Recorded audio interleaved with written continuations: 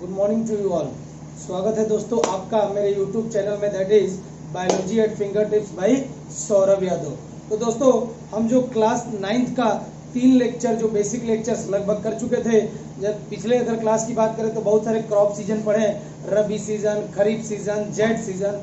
अब उससे आगे बढ़ाते हैं कि किस तरह से कौन कौन सी अप्रोचेस हम अप्लाई करेंगे ताकि हमारा क्रॉप यील्ड बढ़ जाए सेम लैंड में और सेम पीरियड ऑफ टाइम में। इसी को बोला था ना कि क्रॉप यील्ड का बढ़ना क्या होता है। तो सिंपली भैया मेरे पास अगर 1 हेक्टेयर लैंड है और 3 महीने में उसमें केवल 2 क्विंटल गेहूं हो रहा है, तो मैं न्यू टेक्निक्स को अप्लाई करूंगा और उसी खेत में, उसी 1 हेक्टेयर खेत में सेम 3 महीने में अगर मैं प्रोड्यूस कर पा रहा हूं 5 क्विंटल गेहूं, तो मेरा प्रोडक्टिविटी क्या हो गया, यील्ड क्या हो गया, बढ़ गया। तो यही हम देखेंगे कि there are various approaches that can be applied in order to improve the crop. Okay, और प्रोडक्शन को हम लोग क्या कर सकते हैं, बढ़ा सकते हैं। कौन कौन सी अप्रोचेस है उसी पे हम आज एम्फसाइज करेंगे। सो हमारा हेडिंग है approaches to enhance the crop yield are as follows.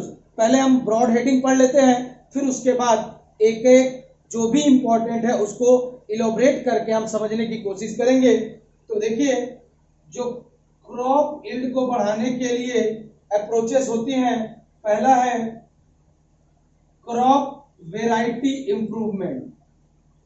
Crop variety improvement नाम में ही छुपा हुआ है क्रॉप वेराइटी। देखिए, अगर बात करें पहले में जो सीड्स आते थे वो काफी गंदे भी होते थे और या फिर उनकी प्रोडक्टिविटी उतनी अच्छी नहीं होती थी, लेकिन नाउ इट इज जो सीड्स हैं, अच्छे सीड्स का उपयोग किया जाता है और वो कम रिक्वायरमेंट्स यानी कि कम पानी, कम न्यूट्रिएंट्स में भी ज्यादा प्रोडक्टिविटी कर लेते हैं। तो वही कह रहा है क्रॉप वेराइटी इंप्रूवमेंट। सिंपल सी अगर बात करें, वेराइटी जितनी ज्यादा होगी उतना ही ज्यादा क्या होता है बेटा, चांसेस सर्वाइवल के बढ़ेंगे। ध्यान रखिएगा। तो पहले हम इसको डिटेल में पढ़ेंगे, क्रॉप वेराइटी इंप्रूवमेंट। दूसरा जो होगा crop production improvement. Crop production improvement, तो इसका मतलब क्या है, क्रॉप प्रोडक्शन। तो बेसिकली जैसे अगर मैं बोलूं, आपको रिक्वायर्ड होता है, क्या क्या चाहिए आपको। जैसे मैं अपनी बात कर लूं तो मैं खाना खाता हूं, उसमें मुझे fats, carbohydrates, protein, vitamin, minerals, ये सारी चीजें मिलती हैं जो कि मेरी ग्रोथ में मदद करती हैं। तो बेटा जी ऐसे ही प्लांट्स भी होते हैं, प्लांट्स को भी क्या चाहिए, वही सारी चीजें, कार्बोहाइड्रेट, फैट्स, प्रोटीन, विटामिन चाहिए कि नहीं चाहिए। तो बेटा उनकी भी ग्रोथ के लिए जो भी चीजें रिस्पॉन्सिबल होते हैं, जो मिनरल्स रिस्पॉन्सिबल होते हैं, वो सारे मिनरल्स हम अगर उनको देंगे तो क्रॉप की प्रोडक्टिविटी, क्रॉप की ग्रोथ प्रॉपर हो पाएगी। अगर हम उसको प्रॉपर नहीं दे पाते हैं तो प्रोडक्टिविटी प्रॉपर नहीं हो सकती है। तो सेकेंड हम पढ़ेंगे क्रॉप प्रोडक्शन इंप्रूवमेंट, जिसके अंदर में हम जानेंगे कि कौन कौन से चीजें हैं जो हम लोग सप्लाई करते हैं प्लांट्स को। जैसे वाटर की जरूरत पड़ती है, बहुत सारे माइक्रो न्यूट्रिएंट्स होते हैं, बहुत सारे माइक्रो न्यूट्रिएंट्स होते हैं जो कि प्राइमरली इन्वॉल्व होते हैं in the growth and reproduction process of plants में। उन सारे प्रोसेसेस को जानने की कोशिश करेंगे। और जो तीसरा है that is called as crop protection improvement. अब देखिए, कई बार क्या होता है कि हम अपने क्रॉप को लगा देते हैं, लेकिन अगर मान लीजिए सिंपल सी एक बात करूं, एक खेत जो है चारों तरफ से कोई फेंसिंग नहीं है वहां पे, तो होगा क्या, क्रॉप बहुत उगी लेकिन अचानक से वहां पे आवारा पशु आके वो क्या कर जाते हैं, पूरी फसल को नष्ट कर जाते हैं।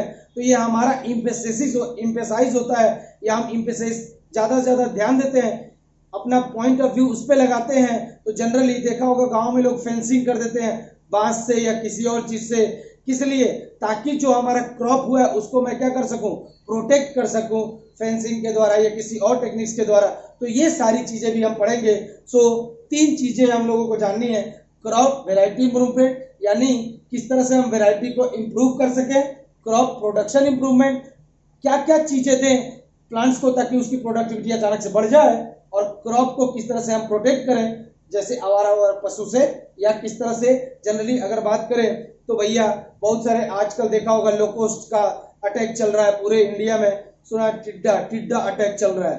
तो बेसिकली कैसे हम अपने प्लांट्स को इस तरह से तैयार करें ताकि वो इनसे क्या होगा बेटा, उनका कोई हार्मफुल इफेक्ट उनके ऊपर ना पड़ पाए। तो ये तीनों चीजों को हम ब्रॉडली पढ़ेंगे, crop variety improvement, crop production improvement and crop protection improvement. चलते हैं, पहला हम लोग स्टार्ट करते हैं, that is crop variety improvement.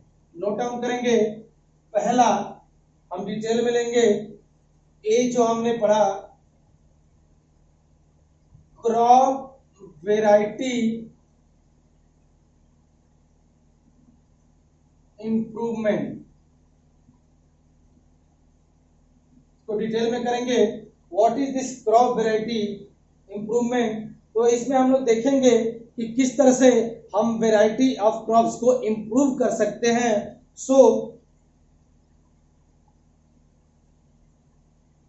कुछ फैक्टर्स होते हैं, some of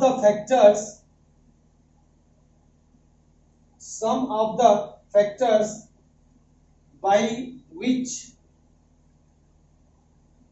crop varieties, some of the factors by which crop variety improvement, not varieties, variety होगा ये,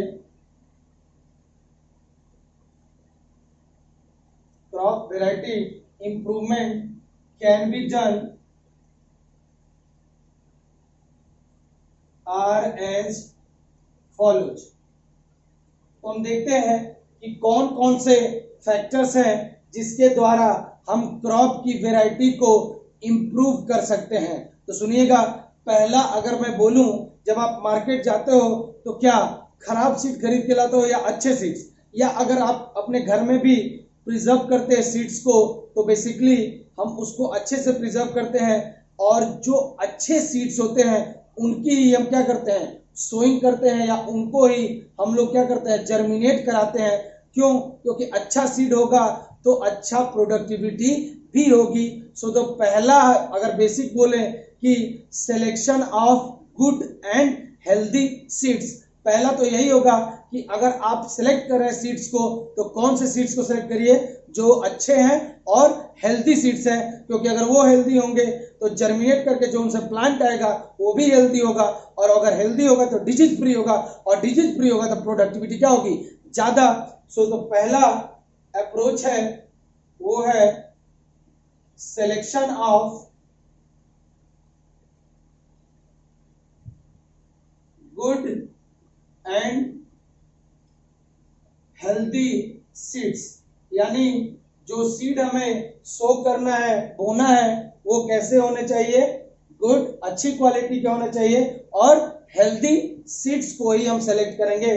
तो इसको पहला पॉइंट है, तो नोट डाउन करिएगा।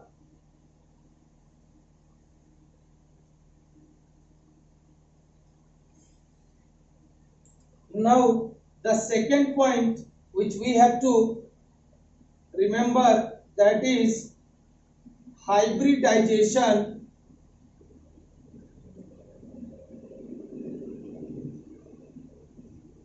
टेक्नोलॉजी, यानी हमको हाइब्रिडाइजेशन टेक्नोलॉजी का ज्यादा से ज्यादा उपयोग करना चाहिए। अगर मैं बोलूं, अगर जो हमने हाई यील्डिंग वैरायटी सीड्स का उपयोग किया था वो बेसिकली क्या थे, हाइब्रिड्स ही थे। जनरली हाइब्रिडाइजेशन में क्या होता है, उसको सिंपल तरीके में अगर बोलें तो देखिए, difference between plant cell and animal cell, तो आप कहेंगे सर प्लांट में सेल वॉल होती है और एनिमल में सेल वॉल नहीं होती है, यही बेसिक डिफरेंस है। ऑब्वियस सी बात है, यही बेसिक डिफरेंस है। समझिए, जब कभी भी क्या होता है, हाइब्रिडाइजेशन टेक्निक होती है, तो जैसे मान लीजिए ये सेल है इसकी, पोटैटो की, ओके, तो सेल के बाहर क्या होगी, सेल वॉल, ओके, ये मान लीजिए एक दूसरी सेल है, ये हो गया सेल वॉल, ओके। और ये है सेल किसकी बेटा, टोमेटो की, ओके। सो दो सेल्स हैं, एक सेल किसकी है, टोमेटो की, और एक सेल किसकी है, पोटैटो की। तो जनरली हाइब्रिड टेक्नोलॉजी में क्या किया जाता है, दोनों की सेल वॉल को रिमूव कर दिया जाता है। ध्यान से सुनिएगा, दोनों की सेल वॉल को रिमूव कर दिया जाता है by the cell digesting enzymes. जो भी सेल डाइजेस्टिंग एंजाइम होंगी उनसे डाइजेस्ट करके सेल वॉल को रिमूव कर दिया जाता है। तो सुनिएगा, whenever the cell without cell wall is known as protoplast. तो भैया यहां से मैंने क्या किया, सेल वॉल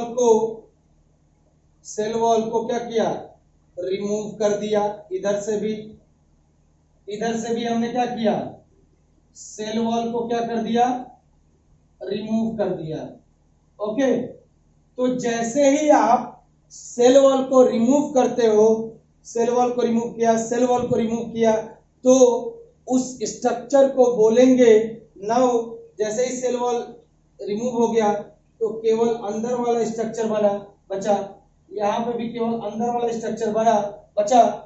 इस स्ट्रक्चर को हम लोग बोलते हैं प्रोटोप्लास्ट। क्या बोलते हैं, प्रोटोप्लास्ट। किसका है बेटा, पोटैटो का। ये है प्रोटोप्लास्ट, किसका है बेटा, प्रोटोप्लास्ट किसका है, टोमेटो का।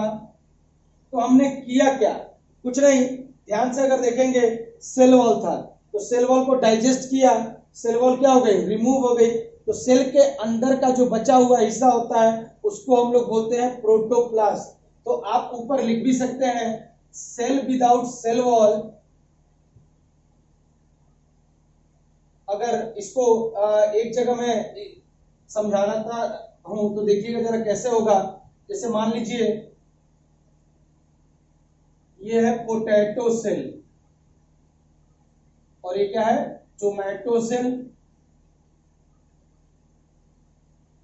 सेल वॉल है इसका भी, सेल वॉल इसका भी है, okay. It is considering cell wall, it is also having cell wall. दोनों में हमने कंसीडर किया कि दोनों में क्या है, सेल वॉल। अब हमने क्या किया, सेल वॉल डाइजेस्टिंग एंजाइम्स होती हैं, कुछ एंजाइम्स ऐसी होती हैं जो दोनों की सेल वॉल को क्या कर देंगी, डाइजेस्ट कर देंगी। अब जब सेल वॉल डाइजेस्ट हो जाएगी तो जो अंदर वाला हिस्सा बचता है इसको हम लोग बोलते हैं प्रोटोप्लास्ट। सो प्रोटोप्लास्ट बेसिकली क्या है, डेफिनेशन अगर लिखना होगा तो लिख सकते हैं, cell without cell wall. Cell जिसमें सेल वॉल नहीं है उसको बोलेंगे प्रोटोप्लास्ट। तो ये प्रोटोप्लास्ट किसका है, पोटैटो का। ये प्रोटोप्लास्ट किसका है, टोमेटो का। तो यहाँ पे बेसिकली हो क्या रहा है, हाइब्रिडाइजेशन एक ऐसी टेक्नोलॉजी है जहां पे दो अलग अलग, ध्यान रखिएगा, two different varieties of crops, दो डिफरेंट वेराइटी क्रॉप्स लेते हैं, उसके बाद उसकी सेल वॉल को डाइजेस्ट करते हैं and after that the protoplast fusion takes place.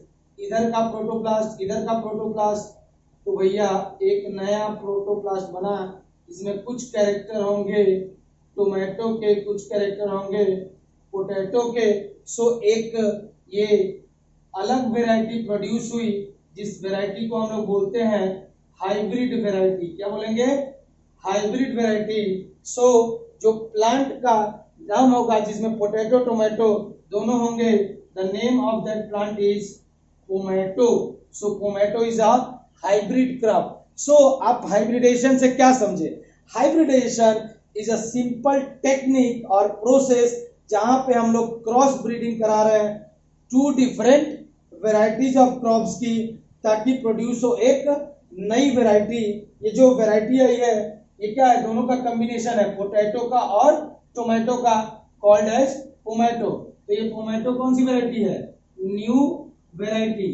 तो ऐसे प्रोसेस को बोला जाता है हाइब्रिडाइजेशन। सो हाइब्रिडाइजेशन करने की वजह से अगर मान लीजिए कुछ कैरेक्टर जो पोटैटो सेल के अच्छे हैं कुछ कैरेक्टर टोमेटो सेल के अच्छे हैं, दोनों के क्या किया, सेल वॉल को डाइजेस्ट कर दिया, बचा क्या, protoplast of potato, protoplast of tomato, दोनों का फ्यूजन करा दिया, तो क्या बना, दोनों का प्रोटोप्लास्ट कंबाइन हो गया, एक न्यू वेराइटी बनी, और इस न्यू वेराइटी का नाम है क्या बेटा जी, क्या है, पोमैटो। सो हाइब्रिडाइजेशन सिंपली एक प्रोसेस है in which cross breeding is done between two different varieties of crops to produce a new variety with good properties of both the crops, दोनों की अच्छी अच्छी प्रॉपर्टीज में होती है। सो इस प्रोसेस को बोला जाता है हाइब्रिडाइजेशन। तो लिखिएगा डेफिनेशन,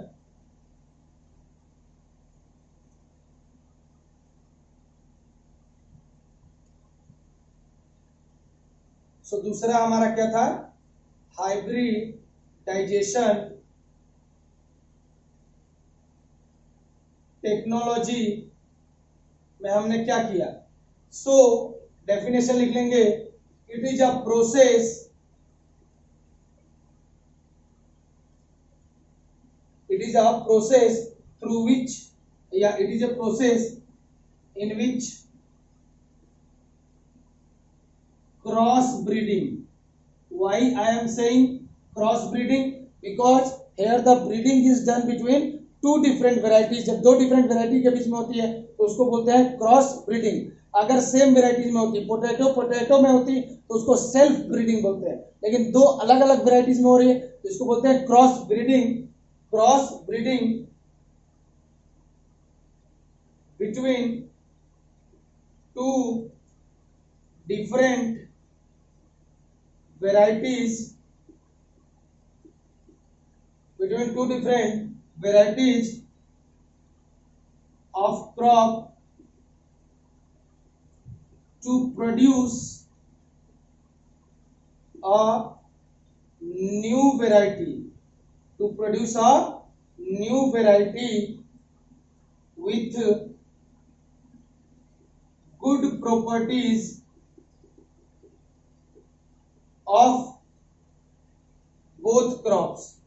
ओके, सो हाइब्रिडाइजेशन, जैसे कि हमने एग्जांपल पहले ही डील कर लिया है कि हाइब्रिडाइजेशन एक ऐसी टेक्नोलॉजी है जहां पे हमने क्या किया, क्रॉस ब्रीडिंग कराया बिटवीन टू डिफरेंट क्रॉप्स। एक क्या थी, पोटैटो, एक क्या था, टोमेटो, दोनों की सेल वॉल को डाइजेस्ट कर लिया तो बचे हुए भाग को क्या बोलते हैं, प्रोटोप्लास्ट। तो प्रोटोप्लास्ट किसका है, पोटैटो का, प्रोटोप्लास्ट किसका है, टोमेटो का, दोनों को कंबाइन कर दिया, एक न्यू वेराइटी बनी, that is known as the pomato. So दूसरी टेक्नोलॉजी जिसके द्वारा हम क्रॉप की वेराइटी को इंप्रूव कर सकते हैं तो वो क्या है, हाइब्रिडाइजेशन टेक्नोलॉजी। नोट डाउन करेंगे इसको, फिर हम आगे बढ़ने की कोशिश करते हैं। नेक्स्ट जिसके द्वारा हम क्रॉप को इंप्रूव कर सकते हैं दैट इज कॉल्ड एज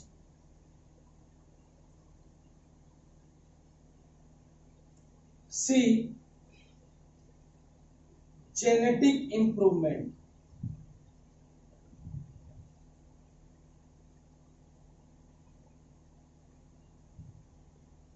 तो सुनिएगा, बेसिकली अगर बात बोले कि जेनेटिक इंप्रूवमेंट का मतलब क्या होता है तो ध्यान से सुनिएगा। बेसिकली अगर बोले कि भैया कौन सा कैरेक्टर्स मेरे पिताजी में से मेरे में आया है, कौन से कैरेक्टर्स, तो सर आप बोलेंगे सर क्या ट्रांसफर होता है पिताजी से मेरे में, ऐसा क्या चीज है, तो सर जीन्स, क्या होते हैं, जीन्स। तो बेटा जी जीन्स कुछ अच्छे भी हो सकते हैं और जीन कुछ क्या हो सकते हैं, खराब भी हो सकते हैं। सपोज करिए कि कोई एक क्रॉप वेराइटी है जिसके प्रोडक्टिविटी बहुत ज्यादा है, जो आपके जस्ट मैं बोलूं श्रीलंका या अदर कंट्रीज के आसपास में वो उसकी प्रोडक्टिविटी काफी अच्छी है, ठीक है, और हमारे यहाँ उसकी प्रोडक्टिविटी उतनी अच्छी नहीं है, ठीक है। तो और हमारे यहाँ वही जो क्रॉप है, वही सेम क्रॉप, जैसे मान लो कॉलीफ्लावर है तो उसकी प्रोडक्टिविटी काफी कम है तो दोनों सेम वेराइटीज, लेकिन एक का जेनेटिक कंस्टिट्यूएंट क्या है, कुछ अलग है जिसकी वजह से उसकी प्रोडक्टिविटी क्या है, ज्यादा। एक का जेनेटिक कंस्टिट्यूएंट क्या है, कुछ अलग है जिसकी वजह से उसकी प्रोडक्टिविटी क्या है, कम है। तो बेसिकली क्या किया जाता है, हम लोग क्या करते हैं, जीन्स को ले आते हैं फ्रॉम श्रीलंका से ले आए और अपनी जो वाइल्ड वेराइटी है इससे इसको क्या कर दिया, फ्यूज करा दिया। सिमिलरली अगर बोले तो डिजायर्ड जीन्स को हमने क्या किया, फ्यूजन करा दिया। तो ऑब्वियसली जो डोमिनेंट होता है और एक रेसेसिव होता है, जिसकी प्रोडक्टिविटी कम थी वो रेसेसिव है, जिसकी प्रोडक्टिविटी ज्यादा है डोमिनेंट। तो डोमिनेंट हमेशा रेसेसिव को दबा देता है। तो जैसे ही दोनों के जीन्स कंबाइन होंगे, किसके कैरेक्टर्स दिखने लगेंगे नेक्स्ट जनरेशन में, डोमिनेंट वाला कैरेक्टर दिखेगा। तो जिसकी प्रोडक्टिविटी ज्यादा थी वही कैरेक्टर आपको देखने को मिलता है। यानी सिंपल सी अगर बात बोले सो जेनेटिक वेरिएबिलिटी का मतलब क्या हो गया, जहां पे हम लोग जीन्स, जो जीन्स होते हैं किसी भी क्रॉप के, उसको अंदर में जो डिजायर्ड कैरेक्टर्स होते हैं उन्हीं को चूज करते हैं, जो अनडिजायर्ड कैरेक्टर्स हैं उसको डिस्कार्ड कर देते हैं। क्यों? क्योंकि भैया मुझे तो प्रोडक्टिविटी चाहिए। तो इसीलिए the process through which genes of a crop are modified, हम जीन्स को क्या कर देते हैं, चेंज कर देते हैं, so that the desired properties are retained, desired property उसके अंदर में रहे, और अनडिजायर्ड को हम क्या कर देते हैं, रिमूव कर देते हैं। तो भैया ऐसी प्रोसेस को बोलते हैं genetic improvement. So note down करिएगा, in genetic improvement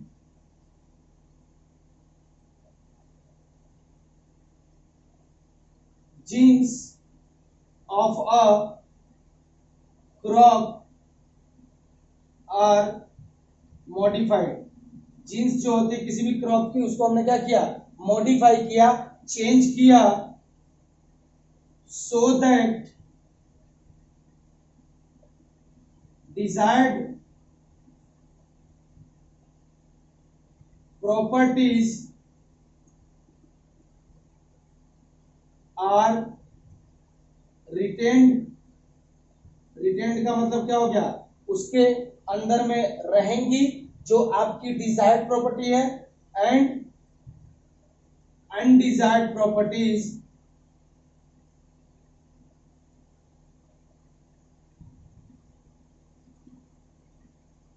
are suppress, और जो अनडिजायर्ड प्रॉपर्टीज होंगी वो सप्रेस हो जाएंगी, वो आपको नेक्स्ट जनरेशन में देखने को नहीं मिलेंगी। जैसे अगर मैं बात कर लूं, जैसे ये राइस है, ठीक है जी, इसके अंदर में एक चीज है, इसकी अगर ये मान लीजिए राइस यूएसए का है, ठीक है, तो इसकी प्रोडक्टिविटी काफी ज्यादा है, लेकिन अमाउंट ऑफ वाटर जो इसको चाहिए, अमाउंट ऑफ वाटर जो चाहिए ये बहुत ही ज्यादा है।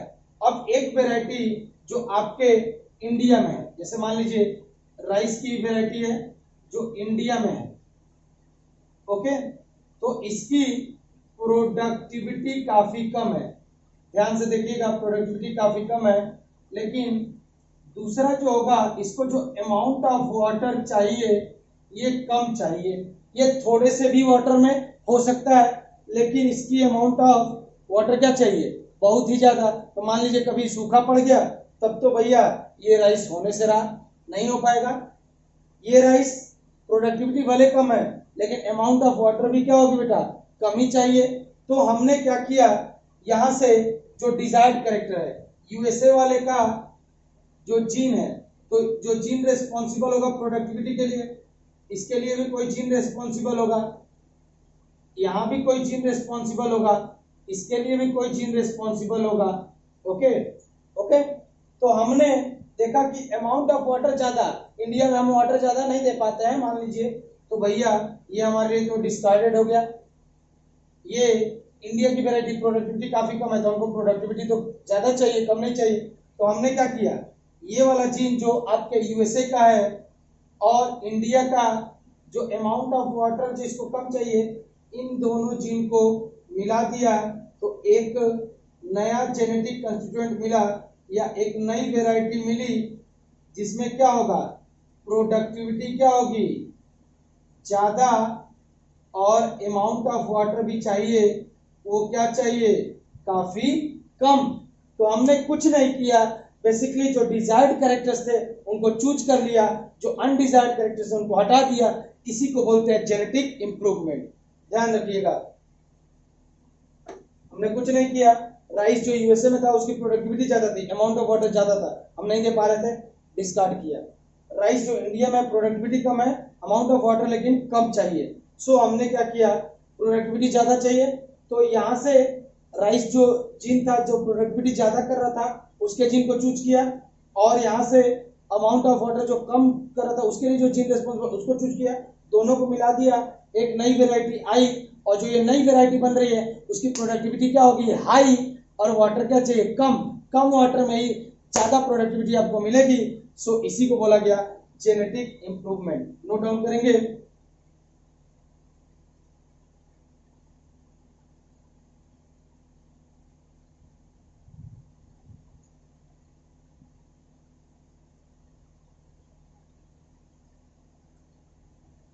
चलिए आगे देखते हैं, कौन कौन सी प्रॉपर्टीज किसी भी इंप्रूव्ड सीड के पास में होनी चाहिए।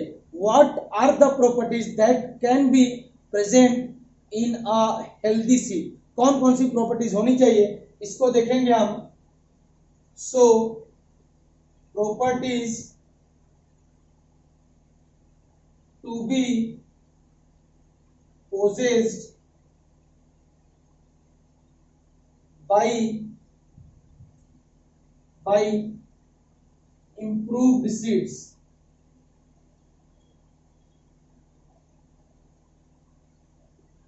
कौन कौन सी प्रॉपर्टीज आपके इंप्रूव्ड सीड्स में पाई जानी चाहिए, वो सारी प्रॉपर्टीज को हम डील करेंगे एक एक करके। पहला देखिए, कोई भी आप सीड अगर चूज कर रहे हो तो उसका इल्ड ज्यादा होना चाहिए कि कम होना चाहिए। तो कहे सर मैं तो इसीलिए कर रहा हूँ, इंप्रूव वेराइटीज कर रहा हूँ, इंप्रूव कर रहा हूँ ताकि वहां से प्रोडक्टिविटी क्या हो, इल्ड क्या हो, ज्यादा। तो पहला यही होना चाहिए कि सीड से हमें इल्ड क्या मिले, ज्यादा। तो पहला लिखिएगा, शुड गिव हाई इल्ड। तो जो भी सीड है, जो भी आपका इंप्रूव्ड सीड है, कौन सा सीड है, जो भी आपका इंप्रूव्ड सीड होगा उसकी प्रोडक्टिविटी या यील्ड कैपेसिटी वो क्या होनी चाहिए, ज्यादा होनी चाहिए। तो पहला है शुड गिव हाई यील्ड। तो यानी इंप्रूव्ड सीड जो भी होंगे वो ऐसे होने चाहिए ताकि उनसे यील्ड जो है या अमाउंट ऑफ क्रॉप जो हमको मिले वो बहुत ही, अमाउंट ऑफ ग्रेन जो हमें मिले वो क्या होना चाहिए, ज्यादा होना चाहिए। दूसरा,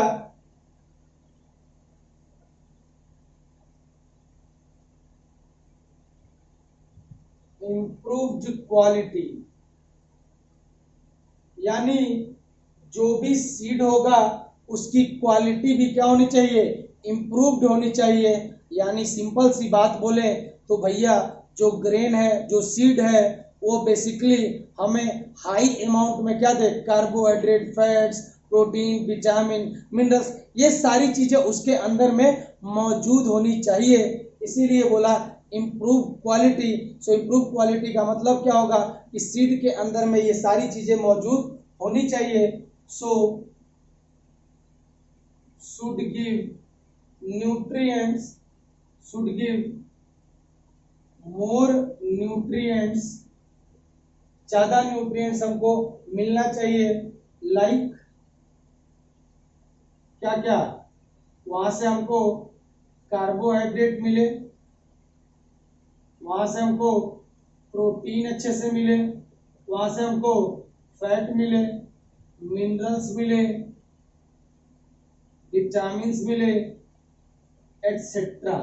तो भैया जो भी सीड होगा उसके अंदर में न्यूट्रिएंट्स की मात्रा ज्यादा होनी चाहिए। न्यूट्रिएंट्स का मतलब उसके अंदर में carbohydrate, fats, protein, vitamin, minerals, ये प्रॉपर अमाउंट में या ज्यादा अमाउंट में मौजूद होना चाहिए। ये है third thing that we have to discuss, biotic resistance.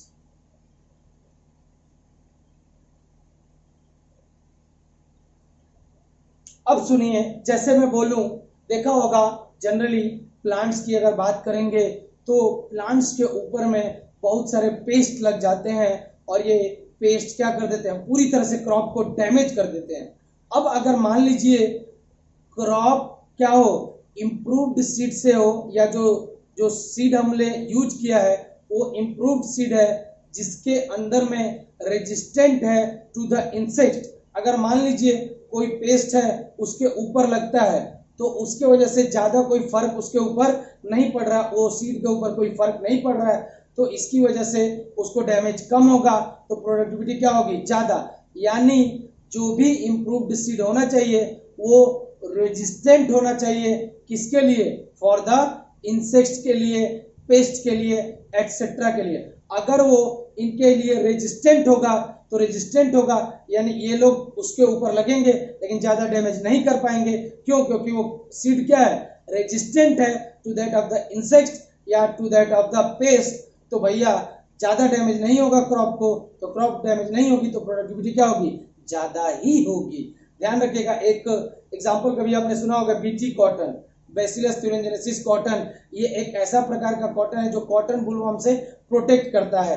तो उसी तरह से जो बेसिकली अगर बात करें बायोटिक रेजिस्टेंट का मतलब क्या हुआ कि जो भी प्लांट है या इम्प्रूव सीड्स की बात करें, सीड ऐसा होना चाहिए ताकि वो आसानी से जो ये इंसेक्ट्स है, पेस्ट है, इनको आसानी से क्या करे, झेल सके और इसकी वजह से कोई प्रोडक्टिविटी पे डैमेज ना हो। नोट डाउन करिएगा।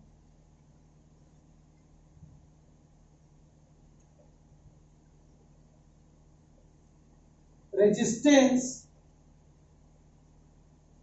to disease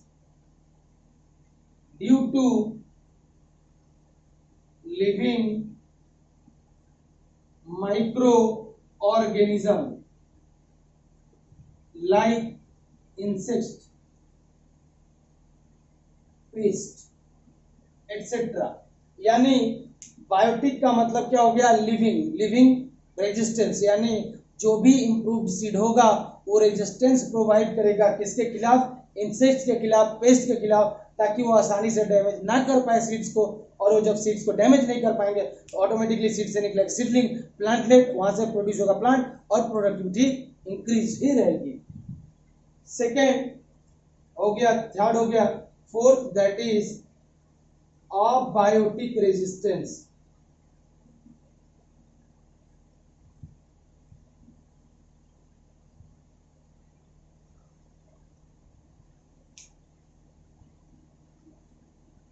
जो अबायोटिक रेजिस्टेंस है, अबायोटिक सिंपली का मतलब बायोटिक में तो लिविंग थे ना, जैसे इंसेक्ट्स की बात करें, पेस्ट की बात करें, ये लिविंग मॉलिक्यूल्स होते हैं जो डैमेज कर सकते हैं क्रॉप को।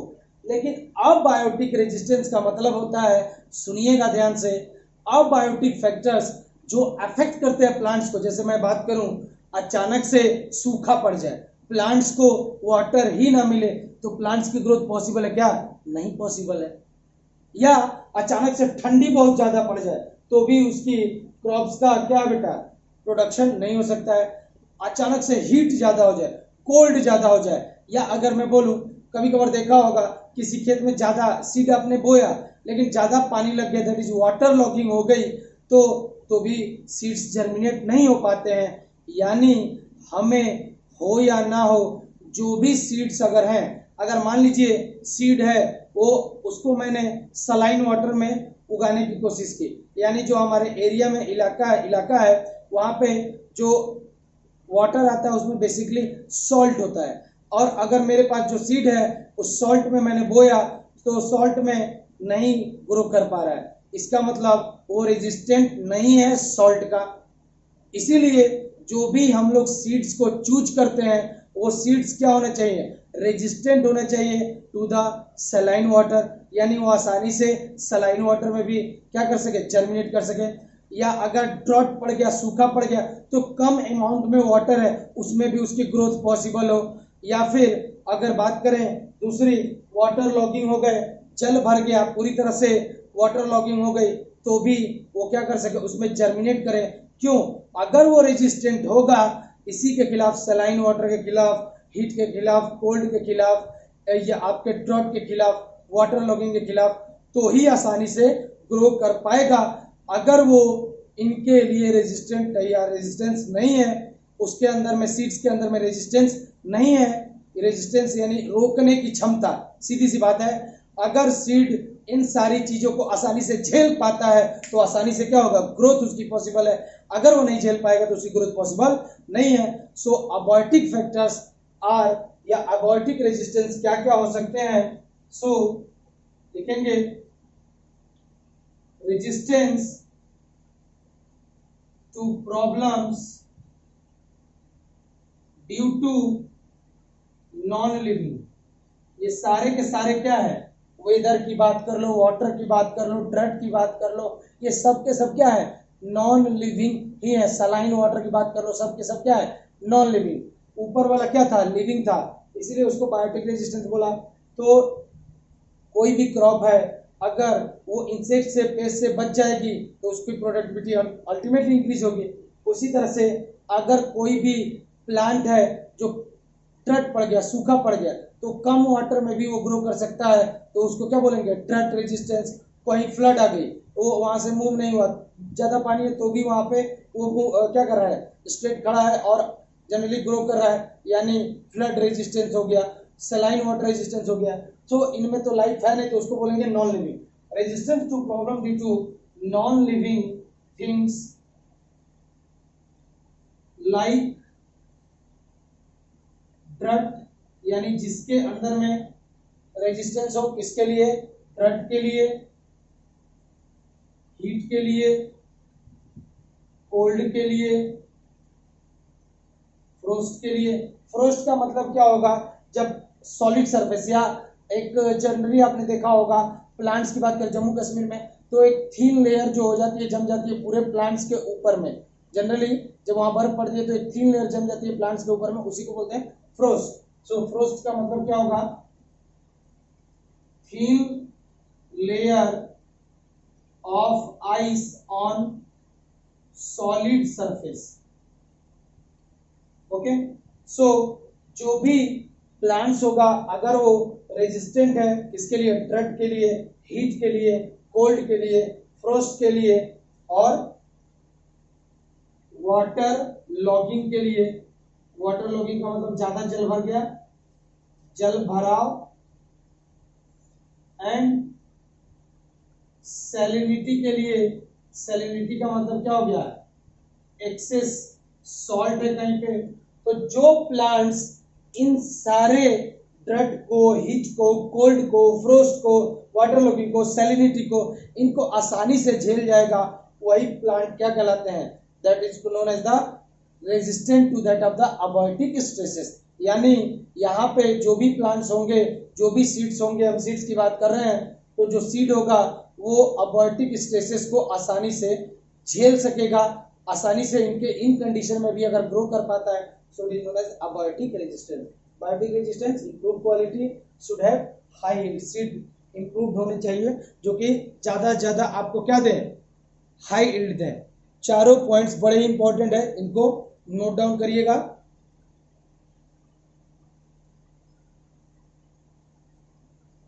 नेक्स्ट पॉइंट जो सीड होगा,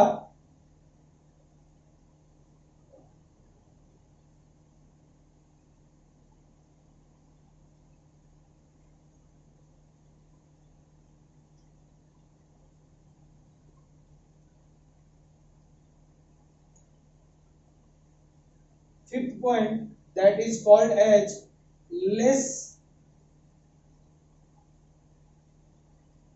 maturity duration। अगर मैं बोलूं सीधी सी बात, अगर जो मैं ट्रेडिशनल फार्मिंग कर रहा था तो मेरा वीट जो है 3.5 महीने में पूरी तरह से मैच्योर हो रहा था, और तब मैं उसको हार्वेस्ट कर रहा था तो नियर अबाउट 4 महीने का समय मेरे पास चला जाता था। तो बेसिकली मैं कितनी क्रॉप्स को ग्रो कर पाऊंगा, 4 3 जा 12, यानी 3 ही क्रॉप को ग्रो कर पाऊंगा पूरे 1 ईयर में।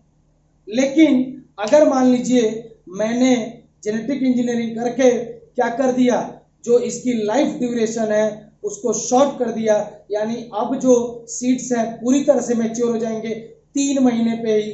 तो आप बताइए, या मान लीजिए 2.5 महीने पे मैच्योर हो गए, 3 महीने पे हमने काट लिया, तो बेटा 3 महीने में आपने एक क्रॉप उगा दिया, तो पूरे साल भर में कितनी क्रॉप्स उगा सकते हो आप, 4 बार उसी क्रॉप्स को उगा सकते हो। सिंपल सा एक मैटर है, एग्जांपल दे रहा हूं। सो अब पूरी तरह से प्रोडक्टिविटी अल्टीमेटली बढ़ेगी घटेगी, ऑब्वियसली बढ़ेगी ही बढ़ेगी। तो ये जो लेस मेच्योरिटी ड्यूरेशन का मतलब है कि सीड्स की क्या होगा, सीड्स में जेनेटिक इंजीनियरिंग कर दिया जाता है ताकि जो मैच्योर होने के लिए समय पहले लगता था 3.5 से 4 महीना, अब वो 3 महीने में ही मैच्योर हो जाता है और हम हार्वेस्ट करके घर में ले आते हैं। So that is called as the less maturity duration. Note down करेंगे, sorry, short duration, short duration का मतलब क्या होगा, कम समय में। Short duration crops require less costing and more round of crops. तो ध्यान दीजिएगा, लेस कॉस्टिंग क्या है कि अगर शॉर्ट ड्यूरेशन क्रॉप्स होगी तो आपका लेस कॉस्टिंग, यानी ऑब्वियस सी बात है इरिगेशन के लिए जो आप पैसे देते हो वो भी कम होंगे क्योंकि कम समय में मैच्योर है, बार बार आपको वाटर नहीं देना पड़ेगा। और मोर राउंड ऑफ क्रॉप्स, पहले पूरे साल में 3 क्रॉप्स आप कर पाते थे, अब कितनी कर पाओगे, 4 क्रॉप्स कर पाओगे। So it is called as, जो भी सीड होना चाहिए उसकी मैच्योरिटी ड्यूरेशन वो क्या होनी चाहिए, वो कम समय में मैच्योर हो जाएगा ताकि हम नई नई क्रॉप्स को या उसी को 2 3 4 बार बो सकेंगे, जिससे हमारी प्रोडक्टिविटी अल्टीमेटली इंक्रीज हो जाएगी। Next 6th that is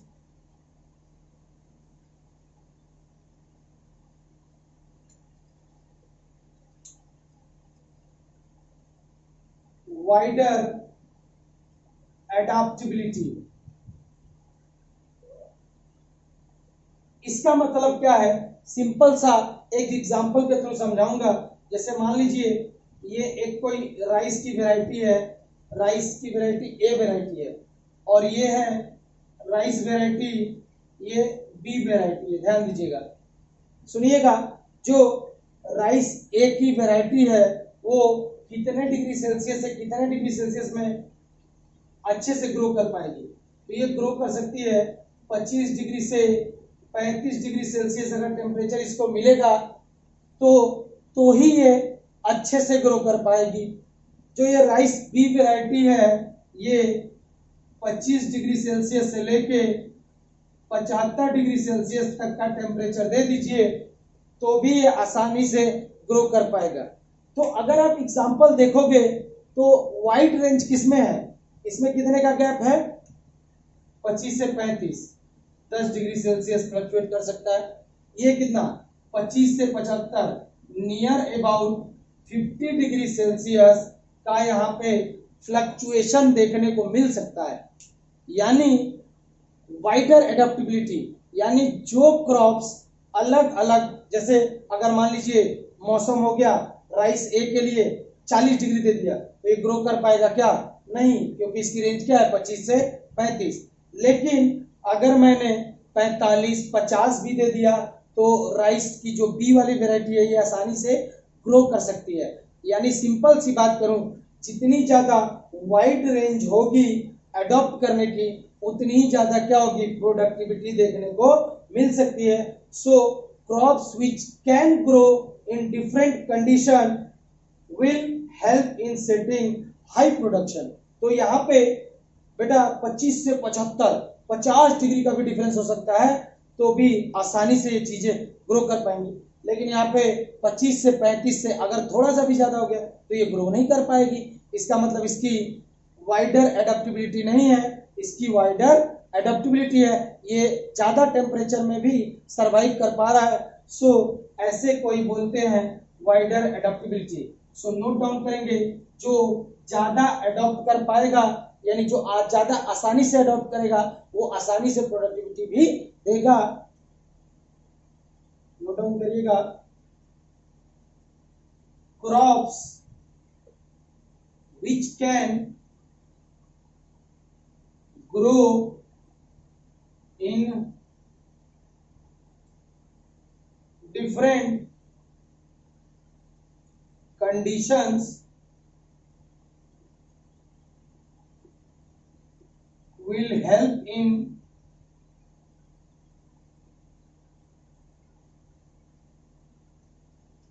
setting high production. Okay, यानी अगर मैं बोलूं कि मैंने कोई राइस लिया और उसकी एडाप्टेबिलिटी केवल 25 से 35 डिग्री सेल्सियस पर थी और अचानक से इन्वायरमेंट में टेम्परेचर 45 डिग्री सेल्सियस हो गया, तो भैया मेरी क्रॉप तो फेल मार गई ना। लेकिन मेरी पड़ोसी ने एक ऐसी क्रॉप बोई जो 25 से लेकर 75 डिग्री सेल्सियस तक के टेम्परेचर को बियर कर सकती है, सरवाइव कर सकता उसमें, तो बेटा मेरा बगल वाला तो खुश हो गया और मैं खुश हो गया। तो ये जो कंडीशन है क्यों आई?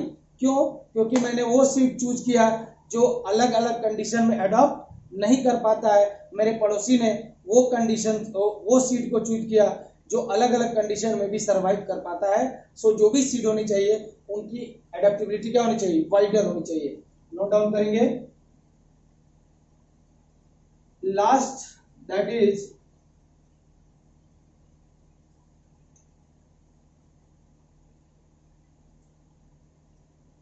desired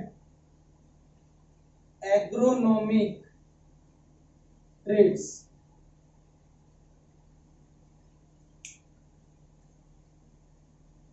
ठीक है, तो इसको देखने की कोशिश करेंगे। डिजायर्ड एग्रोनॉमिक ट्रेड्स का मतलब क्या है? सिंपल सा बात है, समझिएगा बेटा। अगर कोई प्लांट है, सुनिएगा, प्लांट ए है और ये प्लांट बी है। प्लांट ए क्या हाइट बहुत अच्छी है, प्लांट बी की हाइट क्या है? काफी कम है। इसकी जो प्लांट ए की ब्रांचेस काफी ज्यादा है, इसकी ब्रांचेस क्या है? काफी कम है। और प्लांट ए में जो लीफ आती हैं वो भी ज्यादा है, इस पे लीफ बहुत ही कम है, तो फोटोसिंथेसिस भी कम होगा। यहाँ पे फ्लावर्स काफी ज्यादा आते हैं, यहाँ पे फ्लावर्स काफी कम आते हैं। जैसे मान लीजिए ये एक सिंपल सा कंपैरिजन है। जैसे मान लीजिए इसकी हाइट क्या है? ज्यादा, इसकी हाइट क्या है? कम, ब्रांचेस ज्यादा, ब्रांचेस कम, लीफ ज्यादा, लीफ कम, फ्लावर ज्यादा, फ्लावर कम। तो हम जब चूज करते हैं तो हम किसको चूज करेंगे? डिजायर्ड एग्रोनॉमिक ट्रेड्स को। अगर एक ड्वार्फ प्लांट है और एक टॉल प्लांट है तो किसको मैं चूज करूंगा? टॉल प्लांट को। एक प्लांट है जिसमें फ्लावर कम आ रहे हैं, एक में ज्यादा आ रहे हैं, तो किसको चूज करूंगा? ज्यादा फ्लावर वाले को। तो बेसिकली अगर जिसमें हम लोग crop which contains desired traits, यानी अगर मुझे चूज करना होगा ए और बी प्लांट्स में से, तो मैं किसको चूज करूंगा? प्लांट ए को। क्यों? क्योंकि इसकी हाइट भी अच्छी है, ब्रांचेस भी ज्यादा है, लीफ भी ज्यादा है और फ्लावर्स भी ये ज्यादा दे रहा है। लेकिन प्लांट बी क्या है? काफी सब कुछ कम है, हाइट भी कम है, छोटा है, ब्रांचेस कम है, लीफ कम है, फ्लावर कम है। तो ऑब्वियसली मैं किस प्लांट को चूज कर रहा हूं? ए को। क्यों? तो बेसिक डिजायर्ड एग्रोनॉमिक ट्रेड्स का मतलब ही होता है, ये एक ऐसा प्रोसेस होता है जिसके द्वारा हम लोग डिजायर्ड ट्रेड्स को, वांटेड ट्रेड्स को चूज करते हैं। जैसे हाइट कम है तो ड्वार्फ, उसको हम चूज नहीं करेंगे, इसको चूज करेंगे टॉल वाले को। ब्रांचेस कम है तो किसको ही चूज करेंगे? ब्रांचेस इसमें ज्यादा होंगी। सो डिजायर्ड एग्रोनॉमिक ट्रेड्स का मतलब होता है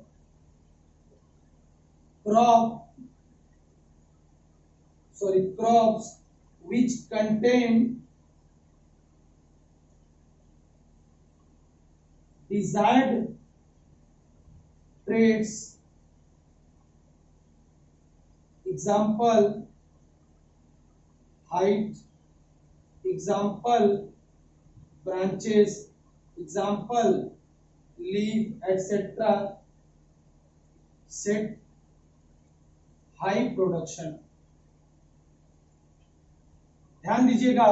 सो डिजायर्ड एग्रोनॉमिक ट्रेड्स का मतलब क्या हुआ? ट्रेड्स मतलब कैरेक्टर्स होते हैं।